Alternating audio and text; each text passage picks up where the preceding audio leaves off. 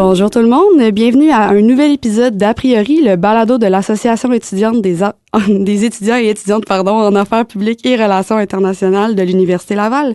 Je m'appelle Caroline et je serai à l'animation pour ce nouvel épisode.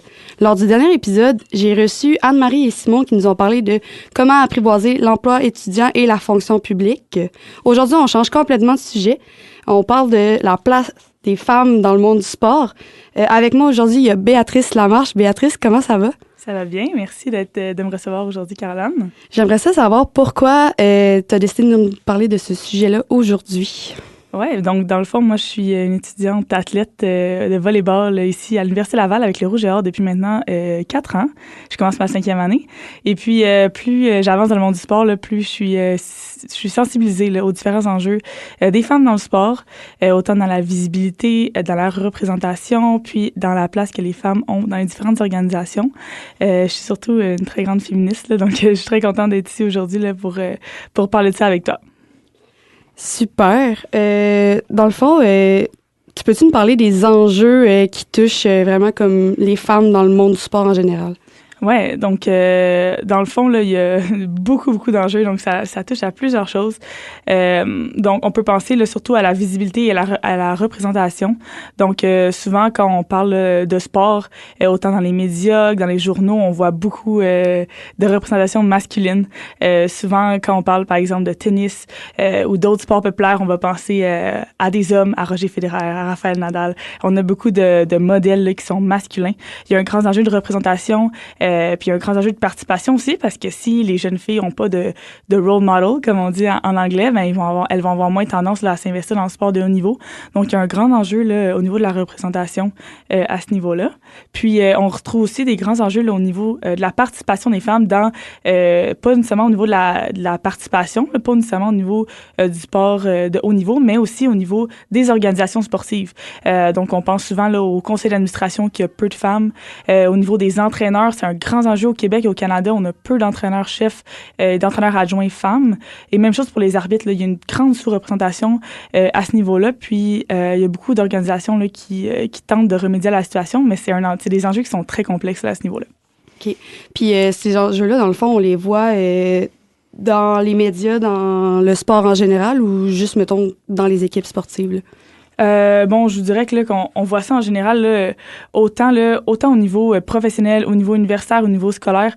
Souvent, les femmes vont être impliquées là, à des niveaux plus micro. Donc, on voit beaucoup de femmes qui sont impliquées là, au niveau, par exemple, benjamin, cadet, là, au secondaire. Mais plus on monte, plus moins il y a de femmes qui sont impliquées. Puis là, c'est là qu'on peut se demander pourquoi. Bon, souvent, il va y avoir des enjeux par rapport à la garde des enfants. Là. Souvent, les postes sont pas adaptés pour des femmes qui ont des enfants. Donc, ça devient un enjeu important. Donc, on voit ça là, au niveau amateur, donc au niveau universitaire, mais vraiment aussi au niveau professionnel, au niveau des équipes nationales, c'est un grand enjeu. Au volleyball, on a Shannon Windsor, qui est l'entraîneur-chef là, du volleyball féminin. C'est un beau modèle de ce côté-là. Mais quand on a reçu le championnat de NORCECA, ici à l'Université Laval, c'est un championnat nord-américain puis Amérique centrale de volleyball international. C'est un tournoi de qualification olympique. C'était la seule entraîneur-chef féminine. Toutes les autres staffs, il n'y avait aucune femme ou presque. C'était pas les gérantes, non. Il n'y avait pas d'entraîneur féminine. Donc ça, c'est un grand enjeu. On le voit très facilement. Puis ça fait peur comme chiffre, je dirais. Tu parles là que c'est vraiment plus comme difficile pour les femmes, genre de concilier travail, enfant. Y a-t-il aussi peut-être une question de stéréotype? Je veux pas dire n'importe quoi, mais souvent les hommes ils ont tendance à être plus rigides, plus pas plus disciplinés, mais plus raides là, dans la manière de coacher. Ça peut-tu que ça joue aussi dans la place des femmes aussi, comme dans les organisations? Oui, définitivement. Définitivement, on a des stéréotypes ou des idées préconçues de l'entraîneur-chef. C'est quoi son attitude qu'il doit avoir ou qu'elle doit avoir. Puis c'est sûr que ça joue. Il y a une entraîneur-chef ici au basketball à l'Université Laval qui a entraîné pendant 30 ans, qui s'appelle Linda Marquet, qui est encore impliquée au Rouge et Or. Puis c'est une icône là, en basketball ici au Québec. Et ça a été très difficile au début. Même les filles qui se faisaient coacher par Linda, non, on l'aime pas, elle est trop douce, elle est pas assez directe, elle est pas assez agressive, elle est pas assez dedans. Puis ça, c'est des manières de penser qu'il faut changer, surtout là, dans l'optique d'avoir plus d'entraîneurs-chefs femmes, mais c'est aussi, il va y avoir des femmes qui ont ces attitudes-là plus masculines, je dirais, mais dans tous les cas, on voit qu'il y a une sous-représentation, peu importe le type de personne, mais c'est sûr que ça rentre en jeu notre vision des choses, puis notre conception de qu'est-ce qu'un entraîneur est, comment il agit ou elle agit, donc définitivement.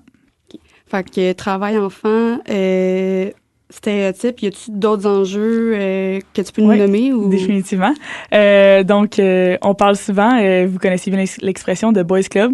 Ouais. Souvent, on va... puis ça, c'est souvent inconscient. Quand je parle de ces enjeux-là, c'est vraiment avec bienveillance parce que il y a beaucoup de gens dans les organisations qui ont plein de bonnes intentions par rapport au recrutement. Puis là, mais il y a pas de femmes qui appliquent, on les trouve pas, il y en a pas, mais on se rend compte que, les comités de sélection, c'était 5 hommes. Et puis, les 5 hommes, on sont allés voir dans leur réseau, sont allés chercher et ont partagé l'offre d'emploi dans leur réseau. Donc là, on se rend compte, voilà une des raisons pourquoi il y a personne qui applique, par exemple. Il y a aussi l'enjeu, là, au niveau des offres d'emploi. On a parlé justement d'accommodement, mais aussi des fois, le vocabulaire qui est utilisé dans les offres d'emploi, on en parle souvent, le langage inclusif, c'est très important pour recruter. Puis on sait aussi, il y a beaucoup d'études qui ont été faites à ce sujet-là, que les femmes vont avoir moins tendance à appliquer sur les postes. Les femmes, souvent, dans les postes d'entraîneurs, elles vont se ramasser dans ces postes-là quand les gens les approchent. « j'ai pensé à toi pour ce poste-là. » Donc, on voit qu'il y a un paradigme différent. On n'approche pas les entraîneurs femmes, les entraîneurs hommes de la même manière. C'est pas la même manière qu'on va aller les chercher. Donc, ça, faut être vraiment conscient à ce niveau-là, mais surtout vraiment au niveau du recrutement, du comité de sélection. Il faut regarder qui est sur le comité de sélection. Puis c'est sûr que si on a un comité de sélection qui est paritaire, ça va vraiment nous aider là, à aller chercher une banque de candidats qui est plus diversifiée. Ça, c'est clair. Ça me fait tellement penser à, je sais pas si tu as vu, mais dernièrement, ils ont sorti qu'il y avait 2 femmes qui allaient être présentes dans la LNH derrière le banc. J'étais comme, j'ai pensé à ça. C'est ça. Puis ça, c'est vraiment important aussi. Des fois, on voit des annonces de, OK, il va y avoir un nouveau rôle, mais c'est important de regarder, OK, c'est quoi le rôle que ces femmes-là vont avoir? Est-ce que ça va être des rôles juste pour dire qu'elles sont là? On regarde souvent, nous, quand on étudie les conseils d'administration, de regarder, la parité là-dedans. OK, il y a 4 femmes sur 10, par exemple, mais est-ce que c'est la secrétaire et l'administratrice qui a un petit rôle? Ou est-ce que c'est, par exemple, la vice-présidente, la trésorière, etc. Ouais. Fait que ça, faut garder un œil ouvert, mais c'est bon qu'on en voit plus, définitivement. Dans le fond, on commence à en avoir plus, mais ça pourrait être plus. Là. C'est pas des entraîneurs-chefs encore. Là. Tout à fait. Super. À part, mettons, la représentation au sein des organisations, est-ce que tu peux nous parler aussi de la visibilité de la femme dans les sports plus précisément? Oui. Donc, comme plusieurs organismes l'ont remarqué et l'ont noté, là, les femmes ont une très petite couverture médiatique dans les journaux, dans les médias. Quand il y a des gros événements, des fois, on en parle plus, puis je pense qu'on avance encore un peu là-dedans, mais ils ont du temps d'antenne puis de la visibilité assez faible. Souvent, on note aussi que le langage qui est associé là, au sport féminin, il va être assez péjoratif. Souvent, les hommes, on parle d'eux comme grands, forts, courageux, agressifs, mais les femmes, si vous écoutez un peu de tennis, vous voyez des fois des femmes qui font des cris quand elles jouent. Là, on va faire des commentaires là-dessus, on va faire des commentaires sur l'habillement. Donc, il y a une connotation négative souvent là, aux femmes dans le sport féminin. Il faut qu'elles soient vraiment parfaites, sinon on commente là-dessus.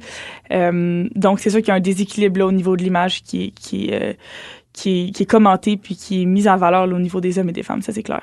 Oui, encore une fois, on peut faire un lien avec les stéréotypes qu'on a mis tantôt, justement. Là. L'homme, il est plus fort, il est plus robuste, puis la femme plus douce. Oui, exactement. Puis, il y a beaucoup, beaucoup d'enjeux là-dessus. Je mets le tennis encore à l'avant-plan parce que c'est assez évident là, pour moi, mais il y a eu beaucoup d'arguments au niveau est-ce qu'elle devrait avoir les mêmes prix monétaires que les hommes dans les grands chelems. Elle joue 2 sets, c'est 2 de 3 au lieu de 3 de 5. Est-ce que le prix devait être équivalent? Il y a certains athlètes qui sont pour, d'autres contre. Ça fait beaucoup parler. Puis c'est un des sports que c'est assez évident parce qu'on voit souvent en conférence de presse des commentaires désobligeants envers les femmes. Envers les hommes, c'est toujours sur le jeu, mais envers les femmes, on posera la même question à un homme, ça n'aurait aucun sens. Donc, il y a beaucoup de choses là, à garder en tête là-dedans, puis c'est important de voir nos biais aussi par rapport à ça. Même en tant que téléspectateur, moi, je veux dire, je fais du sport féminin, puis souvent, des fois, je me prends des fois à je vais regarder le tennis masculin parce que ça brasse plus. Tu sais, non. Ouais. Apprenons à connaître nos athlètes féminines, ne reproduisons pas ces patterns-là qu'on fait depuis des années. Donc, c'est important de s'engager nous-mêmes là, dans la visibilité puis d'encourager le sport féminin là, de notre côté, c'est clair. Mais c'est tellement vrai ce que tu dis. Là. Même moi, je me dis, je vais écouter, mettons, tel sport, puis je vais souvent aller vers les gars en premier parce que, il y a comme plus d'action, entre guillemets, mais si tu prends le temps vraiment de regarder le sport féminin, justement, tu t'en rends compte que non, il y en a là, de la diversité quand même, puis que ça brasse quand même, ouais, c'est des femmes. Là. Souvent, on dit que c'est pas le même sport. T'sais, mon père, il est super impliqué aussi là, dans le sport là, depuis que je joue à tous les sports possibles. Puis il me le dit toujours, il dit, moi, mon sport, le volleyball masculin puis le volleyball féminin, c'est pas le même sport. Tu vas pas voir le match en espérant la même chose. Le volleyball masculin, c'est des courts échanges. Ça cogne fort. Puis le volleyball féminin, c'est impressionnant parce que c'est des longs échanges. On se pitch pour des ballons, tout ça. C'est pas le même sport. Donc, c'est vraiment important d'essayer d'enlever ses œillères par rapport à ça puis d'être ouvert à, justement, d'autres choses qu'on connaît pas. Ouais, c'est ça, plus comme ouvrir son esprit puis y aller d'un regard neutre plus, dans le fond, quand tu regardes un sport quelconque. Exactement.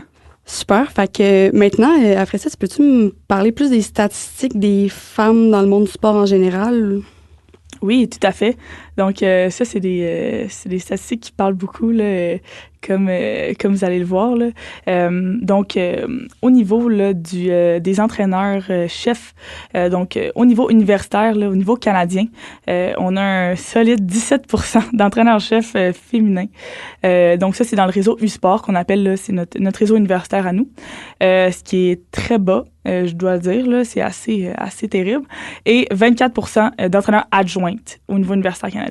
Puis souvent, là, dans ce cas-là, on voit donc qu'on a 24%. Ça veut dire qu'il y a beaucoup d'équipes qui sont 100% féminines, qui n'ont même pas une adjointe féminine. Donc ça, c'est assez problématique, je vous dirais. Et donc, même chose, si on a 24%, là, on comprend qu'on n'a pas vraiment d'entraîneurs adjointes féminines pour les équipes masculines non plus. Donc, ça, c'est assez problématique aussi. Puis, comme je mentionnais plus tôt, là, les femmes sont plutôt impliquées au niveau des postes d'initiation. Là. Fait que, c'est pas beaucoup de formation, des fois des postes plus dans les écoles secondaires et tout ça, mais au moins, on en trouve. On voit qu'elles sont présentes à ce niveau-là, mais c'est pas elles qui vont monter pour avoir des postes plus importants. Donc, au total, là, au Québec, là, les dernières données qu'on a, en 2019, là, il y a 22% des entraîneurs au Québec qui sont des femmes, selon l'organisme La Lancée, qui est un organisme là, qui travaille pour la place des femmes dans le sport. Donc, 22% entraîneur-chef, entraîneur adjoint, à tous les niveaux, ce qui est quand même assez bas, je vous dirais, mais ça a augmenté depuis 2006 où on était à 14%. Donc, on fait du progrès. On fait du progrès, mais c'est quand même un progrès lent là, quand on voit ça. Fait que dans le fond, ce que je comprends de ce que tu me dis, là, c'est que plus le niveau compétitif va augmenter, moins on va avoir de femmes présentes dans ces sports-là. Là. C'est vraiment ça que tu me dis. Exactement.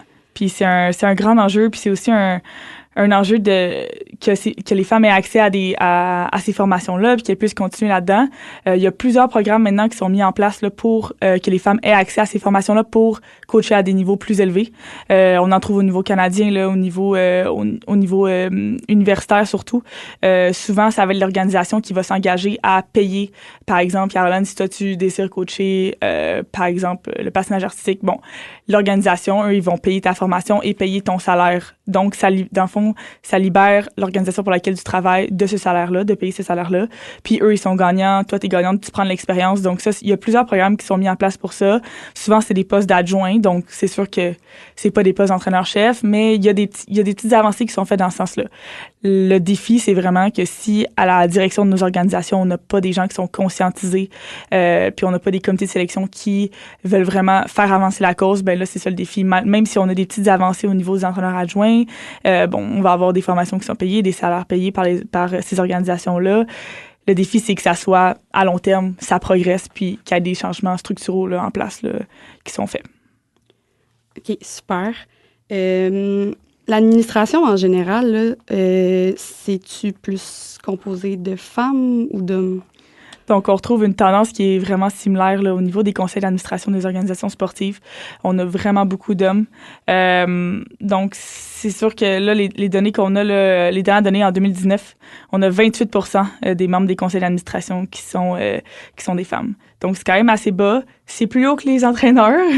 C'est déjà plus haut, mais c'est quand même assez bas. Ça aussi, ça a progressé dans les dernières années, mais comme je disais plus tôt, faut aussi regarder au sein de ces organisations-là, c'est quoi les postes que les femmes ont. Est-ce que c'est la cousine puis la sœur, puis sont juste là pour parure, ou elles ont des places importantes, elles jouent un rôle important? Ça, c'est important à regarder parce que les chiffres, c'est des chiffres, mais c'est important de regarder quel rôle et quelle tâche ces femmes-là ont dans ces conseils d'administration-là. Comme je vous ai dit, ça continue à progresser, mais il faut continuer à travailler dans ce sens-là. Et ça revient à la même chose de, justement, faire du recrutement, puis d'essayer d'élargir nos horizons, d'élargir nos réseaux pour qu'on ait les conseils d'administration les plus diversifiés pour les organisations sportives. Parfait. Pour les statistiques plus des athlètes, là. Est-ce que c'est pas mal 50-50 si on voit autant de femmes que d'hommes ou il y a encore plus d'hommes que de femmes, par exemple, je dis les Olympiques ou même dans les ligues professionnelles? Oui. Bon, c'est sûr que au niveau là, du sport, on a les hommes sont toujours plus actifs là, que les femmes. C'est sûr que bon, il y a plein de facteurs qui font que les femmes vont être moins actives que les hommes. On en connaît beaucoup par rapport à l'image corporelle, par rapport à l'image de soi et tout. Quand on est adolescente, ces chiffres-là vont baisser drastiquement.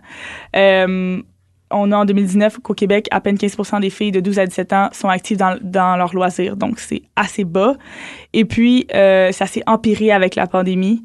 Donc, 90% des filles ont diminué ou arrêté la participation de leur sport, selon la lancée, encore une fois. Donc ça, c'est assez problématique. Surtout à ce jeune âge-là, juste au niveau, de l'activité physique, c'est assez problématique. Ça fait très peur comme chiffre. Puis ça aussi, c'est relié aussi, à l'image qu'on donne des petits garçons, qu'eux, ils peuvent faire du sport, ils peuvent être actifs et tout ça. Puis les filles doivent peut-être avoir des occupations qui sont plus féminines, qui sont plus artistiques. Donc ça, c'est déjà là, c'est un son d'alarme là, qui sonne parce que il faut que les femmes se sentent à l'aise, les femmes et les filles se sentent à l'aise de participer à leur sport, puis qu'ils soient représentés. Puis justement, c'est pas normal dans les organisations sportives où on a autant de filles que de gars que ça soit pas représentatif là, au niveau de la participation, au niveau des entraîneurs puis au niveau de l'administration. Là, c'est vraiment important que ça soit représentatif parce que faut que les deux populations soient représentées. Puis là, ici, je parle bien des personnes qui se définissent en tant que femmes, là, bien sûr. Mais il faut vraiment qu'il y ait une meilleure représentation parce que ça va faire en sorte que les jeunes femmes sont plus à l'aise de participer là, à leur sport, à leur activité, si elles sont bien représentées là, plus haut. Dans le fond, tu parlais là, que pendant la pandémie, il y a beaucoup de filles qui ont arrêté justement leur sport et tout. Est-ce que tu sais si, justement, depuis la reprise d'une vie comme plus normale, genre, les filles ont recommencé ou justement, vu qu'ils ont arrêté pendant la pandémie, ils ont fait comme, regarde, je me suis trouvé autre chose puis je vais faire autre chose? C'est une bonne question. Moi, la donnée que j'ai, elle date de 2021, donc je pense qu'on n'a pas de données encore par rapport à ça. Mais c'est certain qu'au niveau des foyers, pendant la pandémie, on a vu que ça a eu un gros impact au niveau là, du sexisme et des violences dans les foyers, dans les différents foyers. Les femmes ont dû prendre plus de rôle à la maison, s'occuper de la famille. Puis, même moi, je vis dans une famille super équilibrée et tout, mais à la maison, pendant la pandémie, j'en ai fait beaucoup plus que j'en aurais fait pas pendant la pandémie, par exemple. Puis c'est sûr que il y a des femmes qui sont impliquées dans des organisations sportives qui ont probablement vécu une réalité similaire. Elles devaient en prendre plus. C'est elles qui s'occupaient beaucoup des enfants. Donc, c'est sûr que ça a eu un impact aussi par rapport à leur implication là-dedans, là, définitivement. Oui, mais moi, perso, je parle par expérience, là, mais je me rappelle, moi, je faisais de la danse de compétition pendant la pandémie, puis c'est sûr qu'il y a un débat sur la danse, c'est un sport ou non. Là, mais moi, dans mon cœur, c'est un sport. Là, mais, tu sais, je me rappelle, nous, ils ont décidé que pour continuer à bouger, on avait des cours en Zoom, des cours de danse en ligne. C'était correct, tu sais, c'était une belle initiative, mais je me rappelle que même moi, j'étais démotivée, puis à la fin, je voulais plus. J'ai quand même réussi à réembarquer après la pandémie, mais je pensais pas... Tu sais, moi, je sais que ça m'avait touché personnellement, mais je pensais pas que c'était un enjeu qui avait touché la plupart des sports comme ça. Oui, définitivement. Puis c'est assez épeurant de voir ce chiffre-là de 90%, mais ça parle beaucoup. Ça parle beaucoup que, justement, ça soit les filles qui ont arrêté plus que les hommes. C'est quand même assez intéressant comme statistique, disons. Dans les statistiques, encore une fois, je voulais savoir, est-ce que C'est quoi d'autres stéréotypes, mettons, ou d'autres statistiques par rapport aux athlètes féminins ou masculins?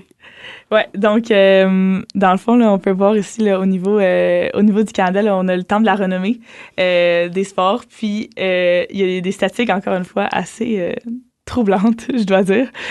Donc en 2013, là, on avait 540 athlètes et fondateurs qui étaient admis là, au temps de la renommée, et puis croyez-le ou non, en 2001, on comptait 63 femmes, donc 15% des athlètes, et 15% d'athlètes féminines là, au temps de la renommée là, en 2001. C'est assez terrifiant là, quand on y pense. Là.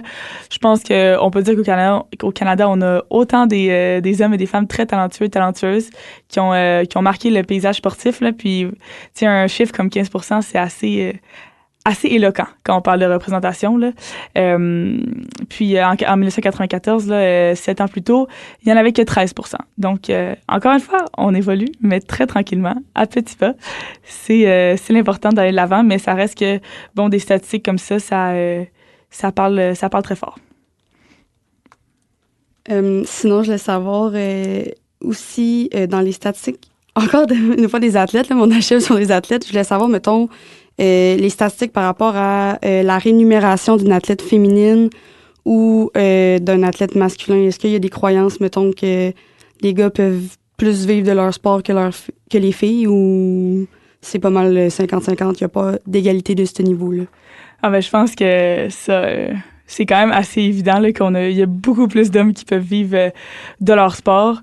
Bon là, c'est sûr encore une fois, on avance. Là, il y a la nouvelle ligue de hockey là, en Amérique du Nord là, qui va être une grande avancée de ce côté-là. Puis en fait, les hommes, c'est quel salaire je vais faire, mais les femmes, c'est est-ce que je vais pouvoir vivre uniquement de mon sport? C'est un grand enjeu.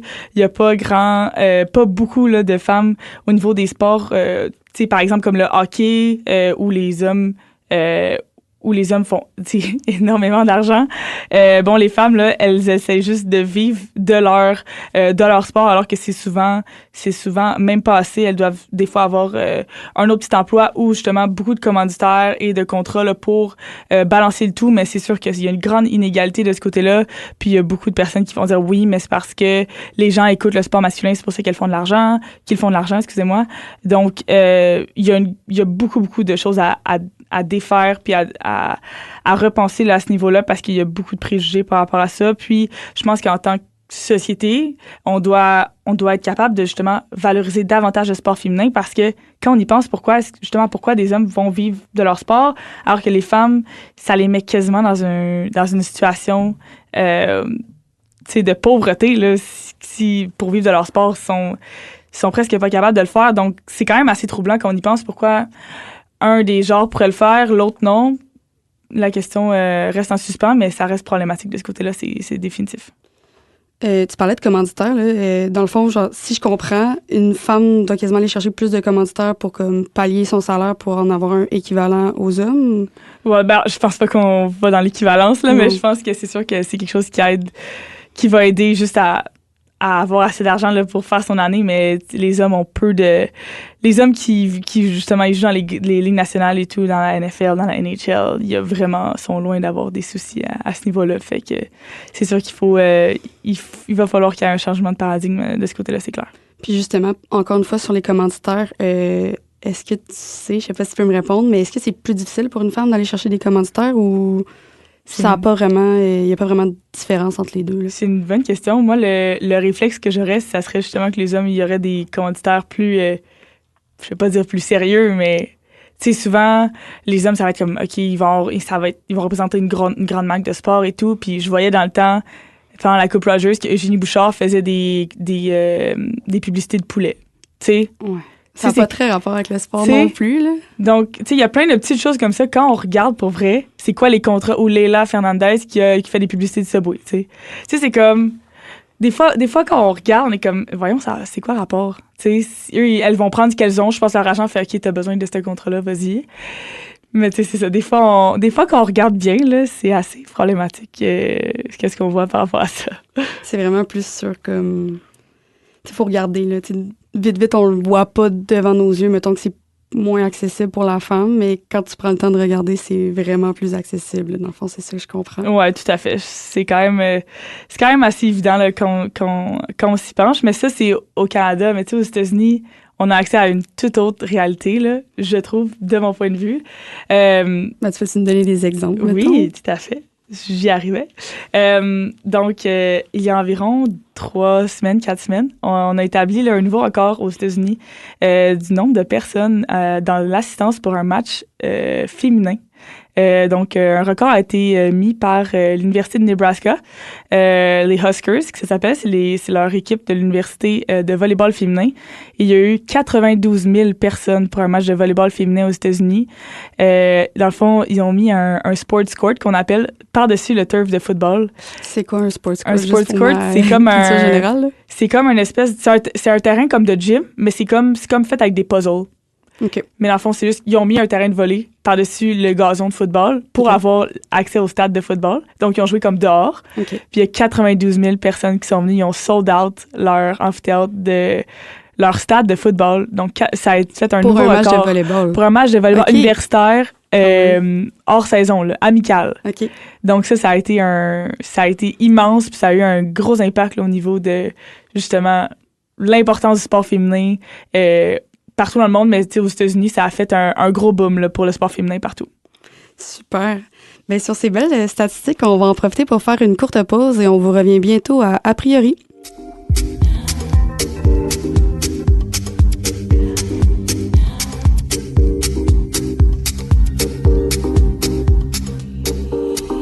Donc, vous êtes de retour à l'écoute d'A priori, l'émission et balado de l'Association étudiante en affaires publiques et relations internationales de l'Université Laval. Donc, Béatrice, avant la pause, tu nous parlais plus des statistiques puis des faits, là, mettons, qu'on voit par rapport à la place des femmes dans le sport. Est-ce que tu peux enchaîner maintenant sur les mythes souvent qu'on va entendre? Oui, tout à fait. Donc, comme je vous l'ai mentionné là, juste avant la pause, là, je parlais du fameux match dans l'État du Nebraska qui avait amené une foule record, littéralement. Donc, souvent, là, on peut entendre que le sport masculin va ramener plus d'argent. Donc, c'est pour ça qu'il y a plus de temps d'antenne, c'est pour ça qu'il y a plus de visibilité, pour ça qu'on en parle davantage. Mais souvent, comme je vous disais plus tôt, là, c'est même pas le même sport. Donc, c'est important de garder l'esprit ouvert puis surtout de mettre le temps et l'argent dans le sport féminin parce que c'est facile de louanger le statu quo, dire que ça va rester comme ça. Mais c'est important de donner aux femmes et aux hommes le même traitement, le même pied d'égalité pour que ils et elles puissent avoir de la visibilité les deux, avoir des foules les deux. Donc, on voit là tout de suite que de plus en plus le sport féminin, quand on leur donne une plateforme, mais les gens, des show-up, littéralement. Là, les gens vont venir, les gens sont intéressés, puis c'est plus une affaire de c'est pas intéressant, mais donner une plateforme, on le voit que ça change les choses, puis ça donne l'opportunité là, au sport féminin de briller. Justement, tu parles d'opportunité. Si tu donnes l'opportunité à quelqu'un, souvent, on va la prendre. Si tu la donnes pas, ben, comment tu veux justement qu'ils viennent voir le match ou qu'ils prennent le poste. Là. Fait que c'est vraiment ça que je comprends. Exactement. Puis tu sais, quand on parlait de modèles et tout, d'idoles, c'est la même chose. Je pense que c'est vraiment important pour les jeunes filles puis les jeunes femmes d'aujourd'hui de grandir en ayant des modèles puis de voir que le sport féminin est autant important que le sport masculin. C'est super valorisant puis c'est super important je pense, de céder ça aux prochaines générations de sportives, là, définitivement. Parfait. Mais merci de nous avoir parlé des mythes. Maintenant, est-ce que tu voudrais enchaîner sur la femme en tant que telle? Genre, c'est quoi, mettons, qu'elle peut vivre qui est plate à vivre dans le monde sportif? Ouais. Donc, premièrement, c'est sûr que il peut y avoir toutes sortes de comportements déplacés qu'on va vivre là, dans les gymnases. C'est sûr que il y a des spectateurs qui sont hostiles un peu partout, autant pour les hommes que pour les femmes. Ça, c'est clair, on va pas se le cacher. Il y a des places qui sont plus difficiles à jouer que d'autres. Par contre, quand ça vire à des violences à caractère sexuel, c'est complètement inacceptable. Souvent, les gens, en associant, par exemple, un comportement hostile et une violence à caractère sexuel, pour eux, c'est la même chose, c'est hostile, il faut dealer avec. Puis, il y a beaucoup de gens qui vont dire, ils vont normaliser ça. Puis, tu sais, c'est le statu quo, c'est comme ça, on laisse ça comme ça a toujours été comme ça. Puis ça, c'est complètement inacceptable. Puis sais, en tant que femme, c'est vraiment, c'est très dévalorisant là, de vivre ces expériences-là.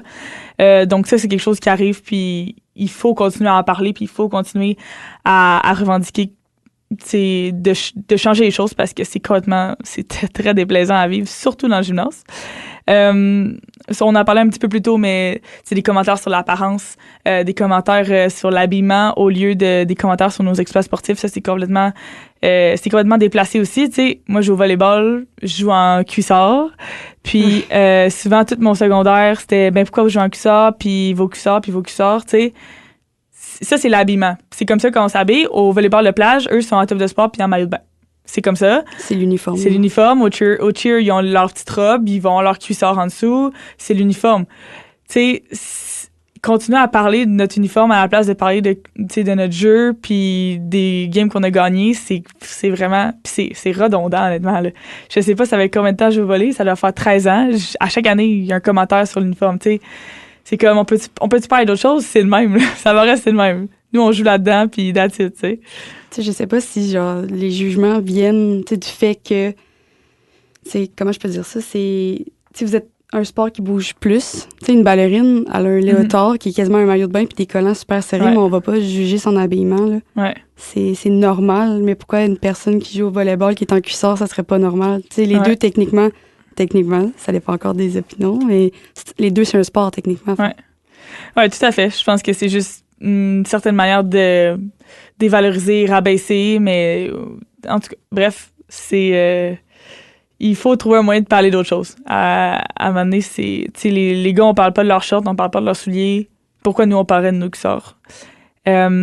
Puis ensuite, là, c'est sûr que dans certaines organisations, dans certains événements, il peut y avoir des traitements qui sont inégaux.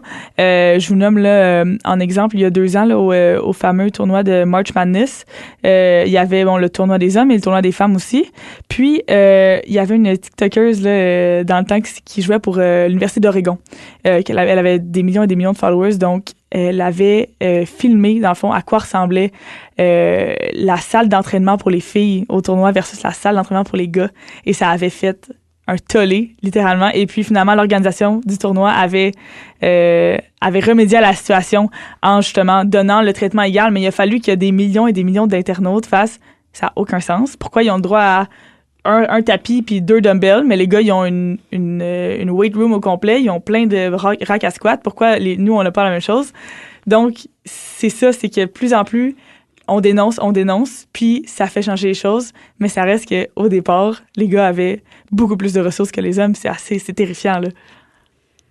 On dirait que j'en reviens comme pas, là, genre, tu sais, je vois pas le lien entre, tu sais, pourquoi eux ont moins le droit d'avoir d'équipements sportifs que d'autres, là. Justement, si tu veux que les filles rattrapent les hommes, il faudrait que tu leur donnes les ressources pour accéder justement à cette évolution-là, là. Définitivement. Je pense que c'est vraiment comme des visions ou des préjugés qui font ils en ont pas besoin, anyway, ils sont pas fortes, ils font pas de musculation, whatever.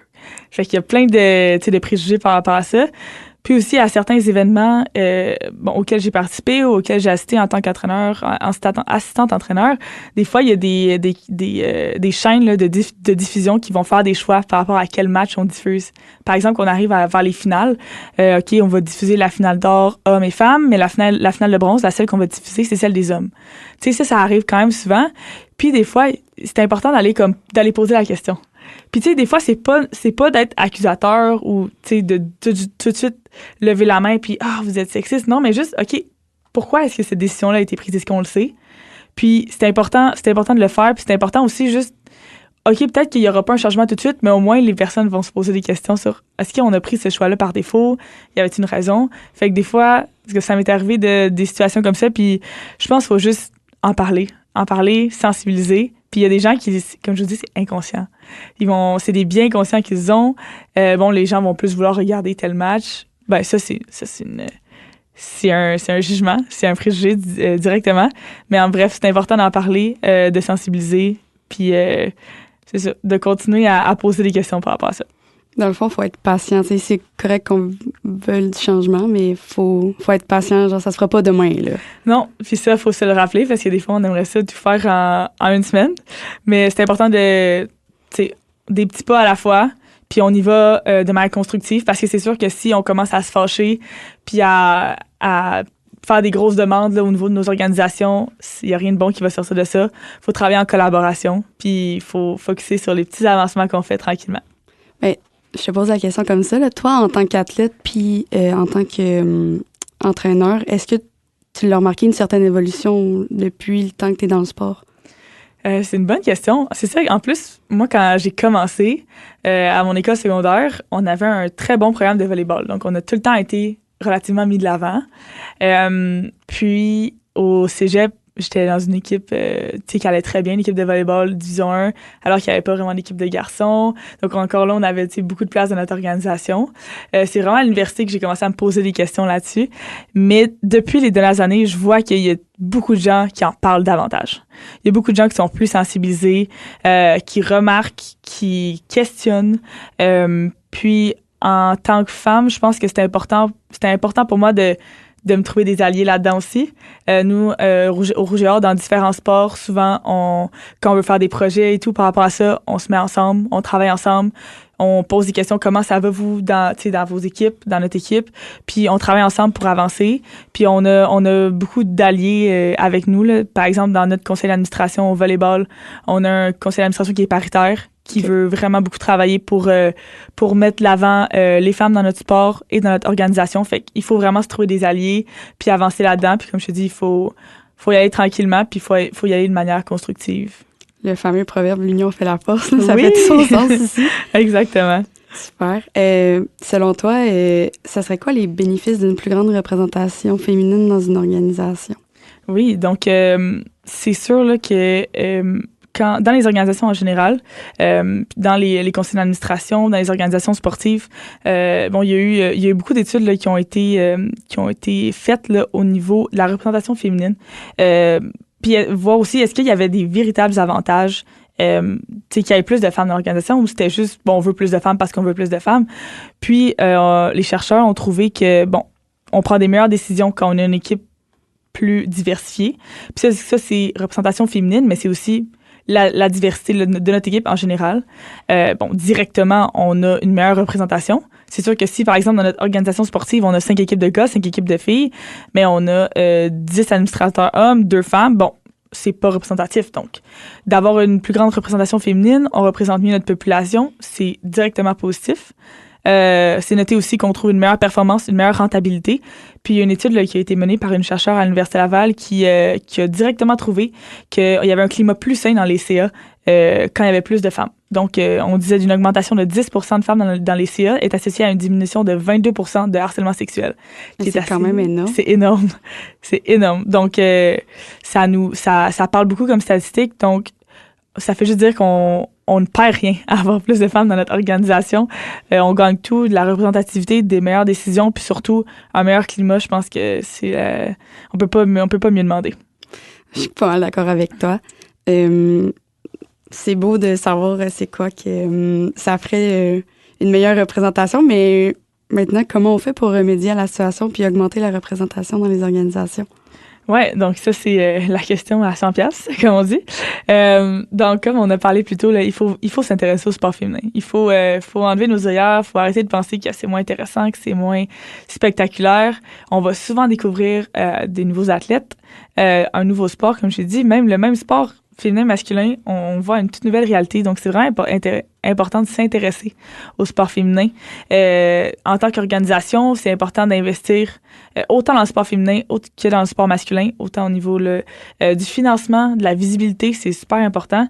Puis au niveau de la visibilité, tu sais, de mettre de l'avant nos athlètes féminines qui font rayonner nos organisations pour que les plus jeunes aient des modèles, c'est très important. Puis comme on en parlait plus tôt là, au niveau de l'arbitrage, du coaching, des postes à l'administration, c'est important que les hommes et les femmes aient les mêmes opportunités là, dans ce sens-là pour qu'on ait des organisations qui sont plus diversifiées puis qui sont plus égalitaires.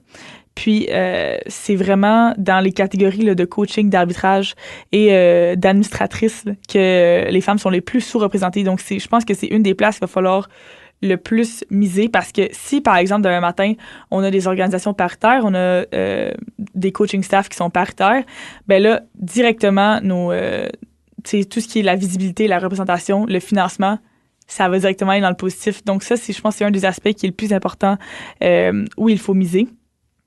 Puis, au niveau des entraîneurs, je pense qu'il y a du mentorat qui peut être fait. Il y a beaucoup, il y a beaucoup de femmes plus jeunes qui aimeraient ça continuer, mais il manque, de mentors puis de femmes qui veulent les aider à aller là-dedans.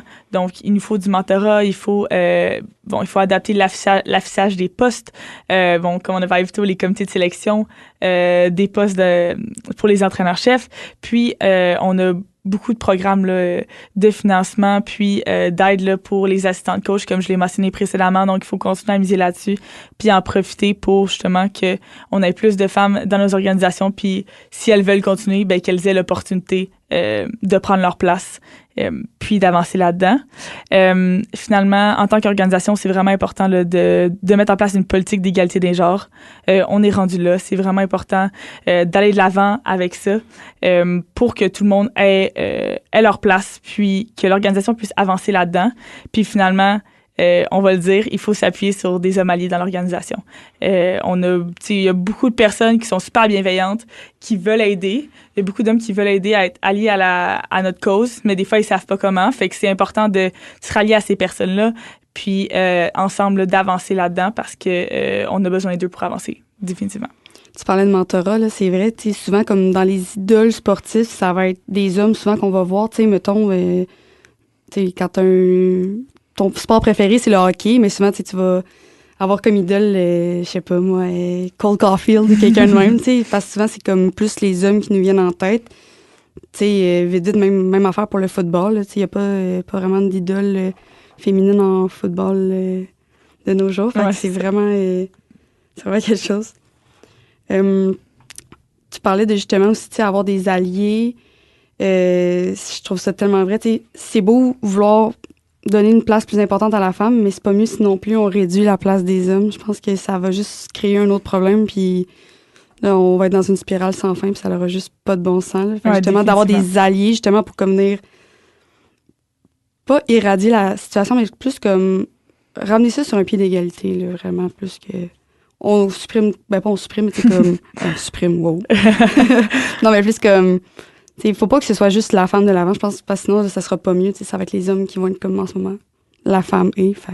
Exactement. Puis non, c'est ça. Puis c'est important, justement, c'est pas d'être contre les hommes dans nos organisations, mais de travailler ensemble pour qu'il y ait une meilleure représentation. Puis souvent, des fois, on propose des choses, puis on veut aller de l'avant très rapidement. Donc, ça met les gens sur la défensive. Puis, ça nous donne des fois l'impression qu'ils sont pas avec nous, mais c'est souvent pas le cas. C'est important justement dans ce sens-là d'aller de manière constructive, travailler ensemble. Puis, on se rend compte que, les gens veulent aller dans la même direction que nous. Faut juste bien faire les choses, puis le faire dans la bienveillance, puis c'est comme ça qu'on va être capable d'avancer. Tu as parlé de la violence fondée sur le sexe dans le monde du sport. Ça serait quoi, mettons, toi, ta solution vraiment pour cette problématique-là? Ouais, donc c'est quelque chose qui est assez important là, malheureusement. Les athlètes féminines de haut niveau là, vont recevoir beaucoup plus de mauvais traitements dans le sport que les hommes. Donc il y a plusieurs là, solutions pour remédier à ça. Donc de réduire la violence liée au sexe, on le fait par l'équité des genres. Donc, premièrement, là, ça serait vraiment de faire de la sensibilisation, de la formation sur la violence liée au sexe. C'est important que tout le monde dans l'organisation soit au courant, puis de sensibiliser par rapport à ça. Surtout, des fois, les femmes ou les filles vont vivre ce genre de violence-là, puis ils seront pas au courant ou seront pas conscientisés. Il y a beaucoup de normalisation dans certains sports par rapport à ça. Donc, c'est important d'être sensibilisé, puis de savoir reconnaître ces formes de violence-là. Comme on l'a dit plus tôt, il faut avoir des alliés dans les leaders masculins, ça c'est très important. Donc il y a plusieurs personnes qui sont contre ça, mais il y a beaucoup d'organisations qui mettent de l'avant les quotas dans les organisations. Donc dans des quotas de genre, dans une matrice de compétences plutôt que des objectifs de genre. Donc ça serait vraiment des objectifs un quota imposé d'un nombre de femmes dans une organisation. Souvent, Dominique Anglade a déjà dit ça une fois, c'était que par rapport aux femmes en position de pouvoir, elle disait, souvent elle se faisait dire « Ouais, mais là, il va y avoir plein de femmes incompétentes qui vont être en pouvoir. » Puis elle disait « ben quand il va y avoir des femmes incompétentes, ça veut dire qu'on aurait réussi parce qu'on n'est même pas encore capable d'avoir des femmes compétentes en poste. Donc, il y a beaucoup de gens qui disent ça, là, des quotas, que c'est important d'avoir des femmes en place. Puis, c'est en mettant des quotas en place qu'on va être capable de faire ça. Donc, ça, c'est important aussi. Puis, promouvoir le mentorat, le parrainage des femmes, c'est très important, comme on l'a mentionné plus tôt. Quand tu parles de quotas, ça pourrait-tu aussi être des quotas, mettons, dans les équipes sportives, mettons, tu sais, ça nous prend au moins tant d'équipes féminines, tant d'équipes masculines, parce que, tu sais, j'imagine qu'il y a de la violence, il y en a aussi, pas juste dans l'organisation, mais aussi dans l'équipe en tant que telle. Ouais, définitivement. C'est sûr que c'est important. Puis tu sais, nous, mettons au Rougeur, on a autant d'équipes de filles que d'équipes de gars. C'est quelque chose qui est super important. C'est pour ça que demain matin, il pourrait pas naître une équipe masculine sans qu'il y ait un équivalent au niveau féminin. Donc c'est important d'avoir des règles comme ça dans l'organisation, puis de justement que ça soit obligatoire. Même chose pour une politique d'égalité des genres. Tu sais, si c'est écrit sur papier, ben on la suit. Puis on fonctionne comme ça, fait que c'est important de se mouiller aussi dans ce sens-là, parce que souvent on reconnaît les enjeux, mais il va pas avoir d'actions super concrètes qui vont être posées. Donc en ce sens-là, c'est important on se met un quota, par exemple pour notre conseil d'administration. Nous, on veut que ça soit paritaire. Donc c'est vraiment important de se mouiller par rapport à ça. Puis il y a juste du bon qui peut arriver de ça, dans le sens que on va avoir une meilleure diversité dans notre organisation, puis ça peut juste être positif pour l'organisation.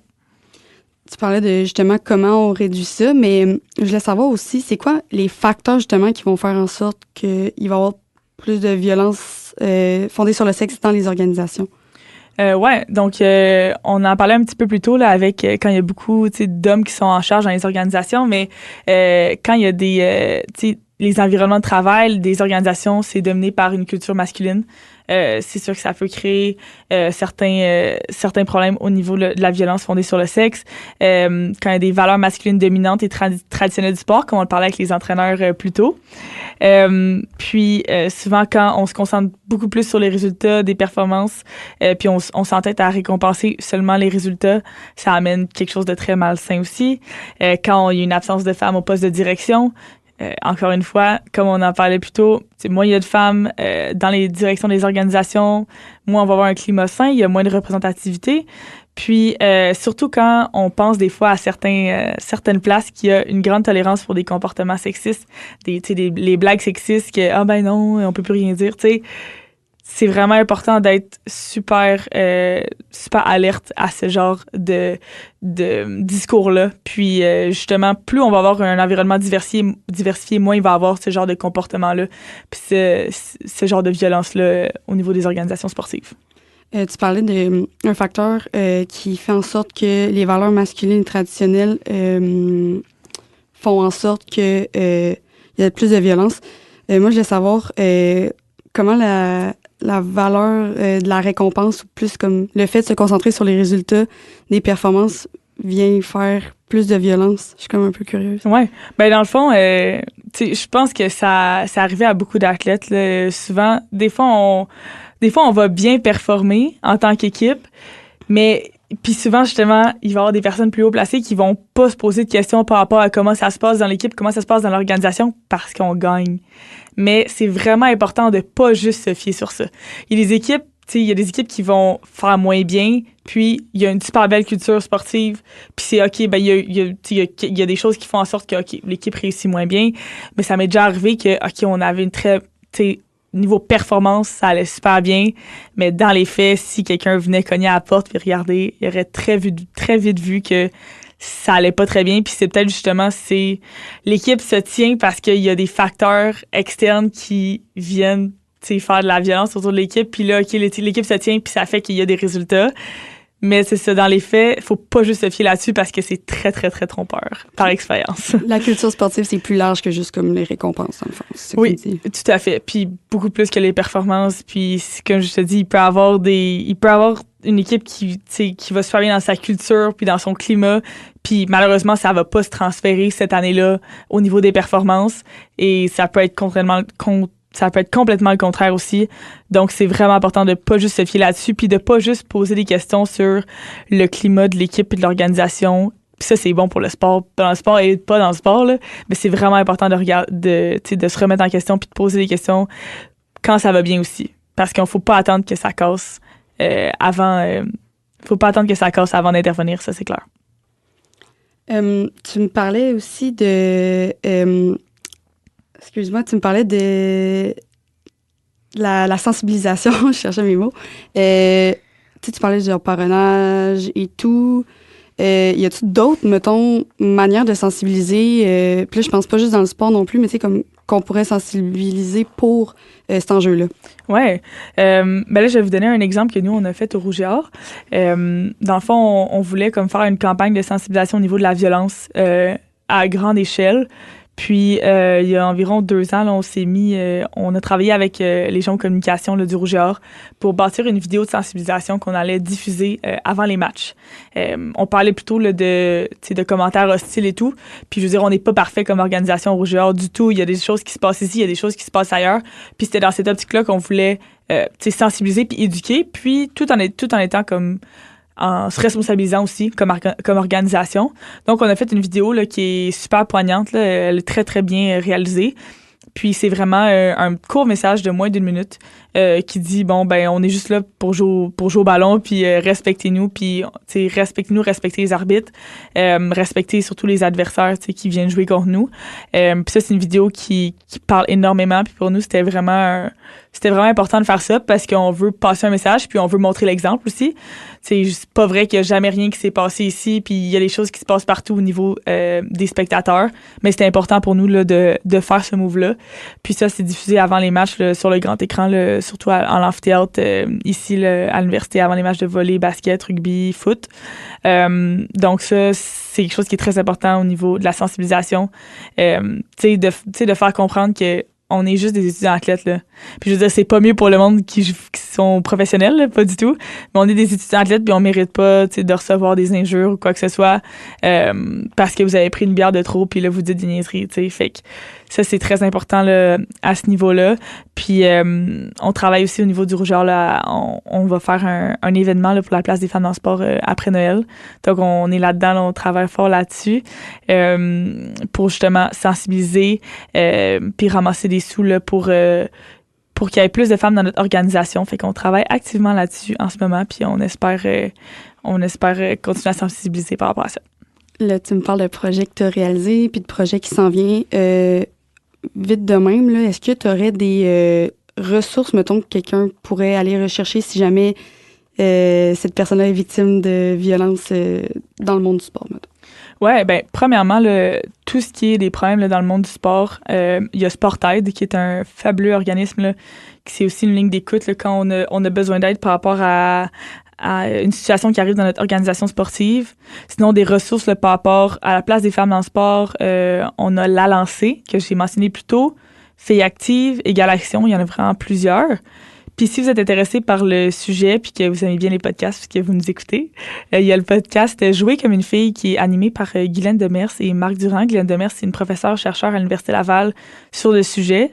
C'est une sommité là, dans le domaine, donc si ça vous intéresse, je vous conseille fortement. Fait qu'on a plein de belles ressources, les enfants. C'est ça que je vois, là. Exactement.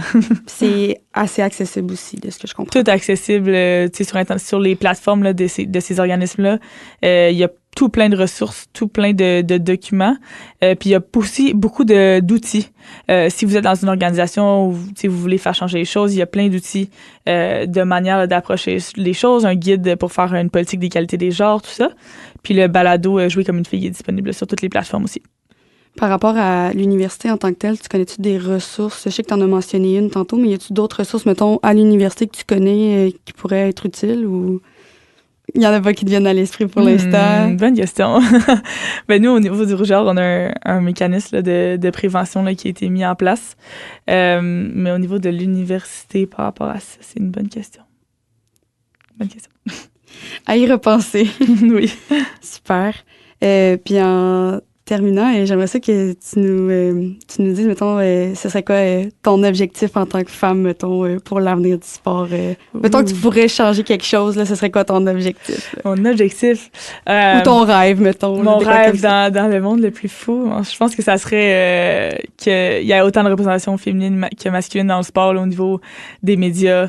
des chaînes de télévision, tout ça. Quand on ouvre la presse plus, il y a autant de photos d'hommes puis de femmes là, dans la section sport. Je pense que c'est vraiment au niveau de la représentation parce que c'est là que ça frappe le plus, je trouve.